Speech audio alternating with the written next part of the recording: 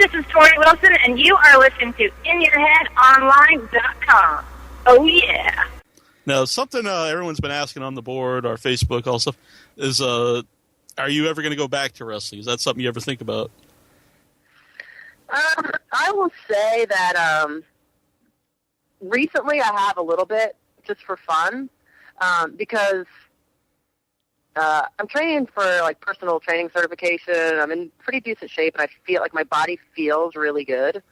So, I mean, I feel like I could, not from a schedule perspective. I wouldn't want to be on the road, but I would not be opposed to just slapping somebody for fun or coming in and, Yeah, not saying hello with a little drop kick, whatever. You know, I would potentially be down for that. Yeah. Have they been trying to get you back ever since you left? No, I mean, it's not like that. It's like I have a good relationship with them. Mm-hmm. I had them say, if you'd like to come back, just give us a call. I mean, I'm cool with everybody there. It would be, I'm not saying, as far as saying would I be up for coming back, I'm not like submitting storylines actively or talking to them actively or anything. But, I like to throw the never say never out there. Never say never as far as I will not be on some full-time house show circuit loop, but, never say never that, like, if somebody looks like me on there, they might be me. All right. Unless they're just trying to, It's not a clone. A gimmick. Yeah. Yeah, I get you. It's not the fake Ultimate Warrior, fake Lita. That would be awesome. I would love that. Like, her name could be, like, Lena or something like that. Yeah. I can get into that. Intro, do you have another question? Psycho Goatee from our message board. He wants to know, how did you enjoy your run with Edge? Edge and I work really great together. And there were definitely huge parts of our working storyline thing that we weren't necessarily comfortable with. However, we work great together. I remember looking back, like, myself, Edge, and John Cena, we'd have great times on a house show because the three of us just working well together and being friends and being super silly out there. And, and house shows, obviously, there's a lot less pressure, and there's not cameras and strict time constraints and all that kind of stuff. So, definitely, we had a lot of fun because we know each other well and can kind of read each other's minds, so you can call stuff on the fly, and just, it was from that perspective, it was good. Some of the storyline stuff mixed in that time in our lives, it was pretty rough. But as far as us working together, it was a good deal. Mm-hmm. Have you seen any of the recent Matt Hardy videos?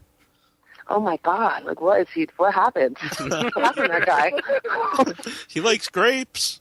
Mm-hmm. Grapes and Mick Ultra. What is that? I mean, come on. Like, I don't really think you can. I mean, I think that these noises are about all you can really make of that. Like, come on, what is that? I don't know. Did you see the one where he ran over? I don't either. Like, what? It's bizarre. Mm-hmm. Did you see the one where he ran over like a cardboard cutout of you in his driveway? That was a long time ago, though, right? Yeah, that was several years ago. Okay, I'm like, again? You still running that gimmick? No, I heard of that one, actually. I never saw it. But no, I just saw the grapes and the Mick Ultra or whatever just recently. Yeah. That was weird. Yeah. No, yeah, didn't he run over? He shot it, too, or something, didn't he? Well, that's my cardboard cutout, didn't he? Yeah, I think his plan to get back into the company for a while was to hang around in his backyard with a gun. Yeah. I don't know what the plan there was there beyond having a gun in his hand. I wasn't a big fan. Yeah. Do you think they didn't capitalize enough on Matt Hardy when he came back? Because he had a lot of people behind him? Or do you think that sometimes he's his own enemy, like doing those videos? Well, here's the thing. Okay, so he gets fired for running his mouth and then runs his mouth. I don't know. I mean, it's just, I get it. It can be frustrating there. You don't get what you want. You want more. You want to do the best you can. I do feel as though, I think, at least right now, I can't speak for him. I have no idea what's going on. But I do think that he has the best intentions at trying to rally his troops because he is so passionate about wanting to do well. you know, and from that perspective, I can respect it. But at the same time, it's like, you're an employee of this company. You don't get what you want. It doesn't mean you can go and kick and scream like a baby to get what you want. It's like, be responsible and figure out how to either compromise or get what you want in a way that the office is still cool. You know, it's just a matter of maturity, I think, too.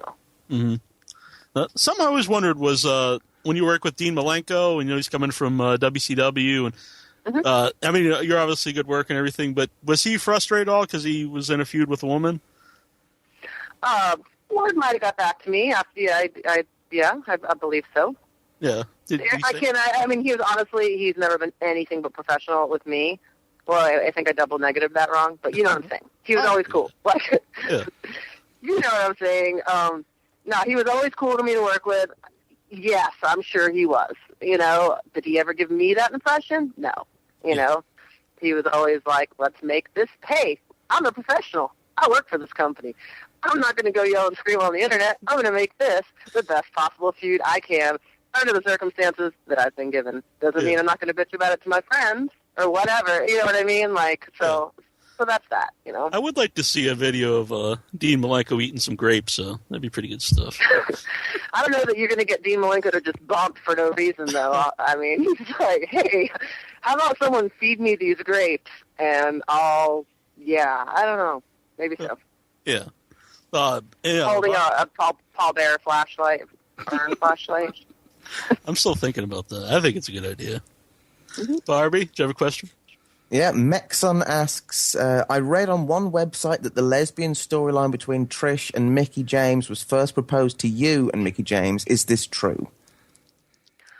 Honestly, I don't remember. I can't say. I was always the most professional, and I might have kicked and screamed and turned down a storyline or two, and that may have been one, but I don't specifically remember. I think they were kind of trying to get more like the bikini model girls to do that. I don't know that. I don't think that one was me. There's other ones I turned down. Somehow I went along with the Demon Child Spawn one though. That was a good one. I honestly I don't remember. I don't think so. I would have remembered, right? I would remember if they. So. Yeah. Is it easy to turn down a story in WWE? Oh, sure. You just get taken off TV afterwards. You know, they're like, well, yeah, no problem. Check out, we've got this new streaming online show. You're going to be you can be all over that. No, I mean, it depends. I mean, a lot of times, too, it's just about the way you go about it. Mm-hmm. And if you say that, I'm not saying I won't do this, but can we tweak these couple things that can make it more exciting? But I mean, there's ways. It's like, they don't rule with an iron fist there. It's their show, and they're going to get what they want out of who they want, but I mean, you're not helpless. You know, there's a way to take control and to make the most out of what you're doing there. And I feel as though people that get bitter and people that say that, you know, it was somebody else's fault, you know, a lot of times too, it is all up to timing, and sometimes it's a lot of times people get stuck and it's the wrong timing and take the brunt for something, but it's like, I do get down, like it kind of annoys me to hear people that are so disgruntled after the fact. It's like, man, I had such great opportunities there that I could have never done if I did not have that crazy job. And I mean, it's what you make of it, you know. And I am like totally stoked that I had my time there because I had a lot of great experiences. Mm-hmm. I'm just going to take a couple of quick calls here. Andrew's calling in from England, Wales, actually. I was just wondering, the TLC 2 match at WrestleMania 27, not 27, 17, how much of that did they know they're going to do going into the match? Gosh, that's forever ago. I have no idea. They have to be pretty meticulous with those matches, but I mean, I never get sick of watching those crazy TLC matches. Those guys that are involved in those, it's definitely, you know, it keeps you on your toes, or right when you think you know what's going to happen, you don't. Those matches are you know, I'm really proud of any of my friends that I'm watching pull those things off because they require a lot.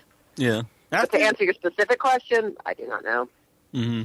After you were injured and you came back, was it hard for you to time now? Is it the neck or the knee? The neck. Well, I was just, was it hard for you to do like the big moves, just thinking I might land on my head again? No, because it was not my fault. It was a completely fluke thing due to somebody that did not know what they were doing. Mm-hmm. So I was not like, oh, if I do the same thing, this might happen. It was more a decision too from a little myself, but a lot of the office. They're like, how about we just do those on special occasions? Don't be doing that like all the time, and whatever. And don't twist my arm. Do less. You know what I mean? I'm like, okay, that's cool. But I'll admit the first time getting back up there, cross pad and all underneath me, doing the first few moves coming back from my neck, it was scary. That's for sure. Yeah. But because maybe if it was like if it happened during a routine thing, I would have had fear coming to do it. But it's like, well, I knew the scenario in which I got hurt was never going to happen again. So it was, all the people that I had worked with from the WWE, having done those moves over and over again, I had never gotten hurt because everybody knew what they were doing. It was a scenario in which someone on the movie set did not know what they were doing. Yeah. Let's see. We also got Lexar on the line.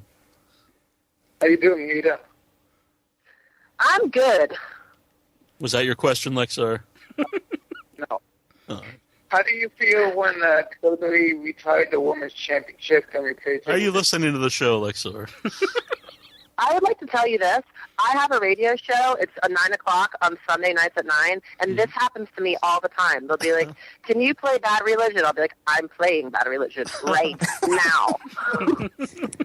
I'm like, no, but can you play another song? I'm like, no, I can't play another song. I'm playing it right now. You can put in a request for next week, or you can pick a new band. So you have another question, you can pick another question, or listen to the show on the podcast afterwards. Mm-hmm. I think he's been on hold for a while, too, so he probably heard you already say it. But did you have another question, Lexar? Yeah. How do you feel about the whole Matt Hardy situation? Okay, hey, this is what we're going to do. We're just going to give you some advice for next time you call in. Listen to the show while you're on hold, and then plan your questions accordingly. Yeah. And for now, just listen to the rest of the show, enjoy, and this is just a special shout-out for just you and being better informed the next time you call in and wait on hold. How about that? Oh, that's excellent. Thanks for calling in, Lexar. All right, thanks.